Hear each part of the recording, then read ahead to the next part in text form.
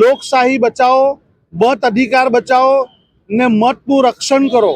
કારણ કે જે રીતે ભારતીય જનતા પાર્ટી પોલીસની મદદથી જેઓની એક શાખા છે બીજેપી, એ Bharatiya Janata party operation group, જેના અધિકારી છે નકુમ સાહેબ અને સોનારા સાહેબ, જેઓ ભારતીય જનતા પાર્ટીના માટે એક નેરેટિવ ઊભો કરી રહ્યા છે।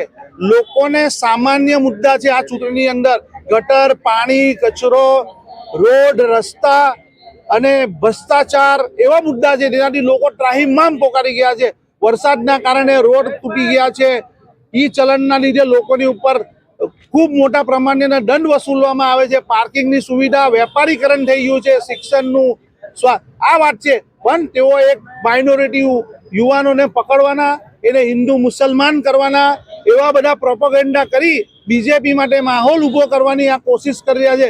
તેઓ ચૂંટણી શરૂ થઈ ત્યારથી આજ દિન સુધી તેઓ ભારતીય જનતા માટે એક પાર્ટી માટે એક નેરેટિવ ઊભા કરી રહ્યા છે અને તેઓ આ ચૂંટણીને ઇફેક્ટ કરે છે। કારણ કે અમને સમજ આવે ત્યાં સુધી જ્યારે ચૂંટણી શરૂ થઈ ત્યારે ચૂંટણીની અંદર તમામ કર્મચારી, તમામ સરકારી કચેરીના અધિકારીઓ, કર્મચારીઓને જે 3 વર્ષ જૂના તેઓની બદલી થઈ છે, આ લોકો 5-5 વર્ષથી એ સ્થળ પર છે, એમની બદલી કેમ નથી થતી? કારણ કે તેઓ સરકારના લાલુ છે, સરકારના લાલિયા છે, એકદમ લાડકા છે। તે સરકાર માટે ખૂબ મદદ કરે છે।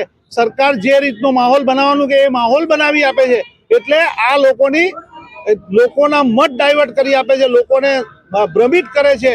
આવા લોકોને સરકાર બદલતી નથી એ સાબિત થાય છે, જેથી અમે એસઓજીના આ વિભાગને અત્યારે જે છે એને વિસર્જન કરી અને ફરીથી એનું નવી રીતે સર્જન કરવામાં આવે એવી અમે માંગણી કરીએ છીએ। અને જે આ અધિકારીઓ આદર્શ આચાર સંહિતાનું પાલન નથી કર્યું, ઉલ્લંઘન કર્યું છે, તેના વિરુદ્ધ તપાસ કરવામાં આવે, એની પર કાર્યવાહી કરવામાં આવે અને જિલ્લા બહાર બદલી કરવામાં કેમ નથી આવતા તેની અમારી માંગણી સાથે અમે ગવર્નર સાહેબ, રાષ્ટ્રપતિ સાહેબ અને મુખ્ય ચૂંટણી પંચને અમે આજે બુહાર લગાવવાના છે, રજૂઆત કરવામાં છે। આ અમારું આંદોલન અગર નહીં થાય તો ચાલુ રહેશે। આજે અમે મુખ્ય આપણા ચૂંટણી કમિશનર સાહેબને અમે આગળ એકવાર રજૂઆત કરી છે, તેઓએ કીધું અમે કાર્યવાહી કરું, એ કેમ નથી કરવાની એ પૂછવા જવાના છે અને અમે મુખ્ય ચૂંટણી પંચ અને રાષ્ટ્રપતિજીને આ માંગણી કરવા જઈ રહ્યા છીએ।